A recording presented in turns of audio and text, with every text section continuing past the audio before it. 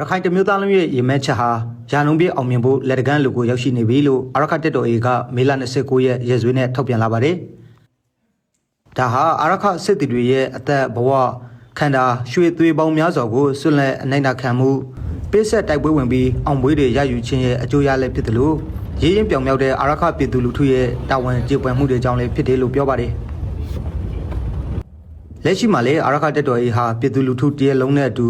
ခိုင်မာစွာလက်တွဲပြီးအာရခအမျိုးသားတော်လှန်ရေးကြီးကိုမရက်မနာတစိုက်မမက်ဆင်နွှဲလျက်ရှိတယ်လို့လည်းဆိုပါတယ်။ဒီလိုတိုက်ခိုက်မှုတွေကြောင့်အချုံမေနေတဲ့စစ်ကောင်စီတပ်ဟာအာရခပြည်သူလူထုနေထိုင်ရာမြို့ရွာတွေကိုလက်နက်ကြီးလေကြောင်းတွေနဲ့ပြင်းပြင်းထန်ထန်တိုက်ခိုက်မှုတွေဟာအရင်ကထက်ပိုပြီးလှုပ်ဆောင်လာနေတယ်လို့လည်းပြောပါတယ်။အာရခပြည်သူတော်လှန်ရေးအစိုးရအနေနဲ့ဒီစစ်ရေးကာလမှာပင်အာရခဒေသလူနေမှုဘဝအဆင့်တန်းမြင့်တက်လာအောင်စနစ်တကျဖွံ့ဖြိုးတိုးတက်အောင်လန်တရားနဲ့မြို့ပြစိတ်မှန်ကိန်းတွေလည်းစနစ်တကျဆောင်ရွက်နေတယ်လို့ပြောပါတယ်ခင်ဗျာ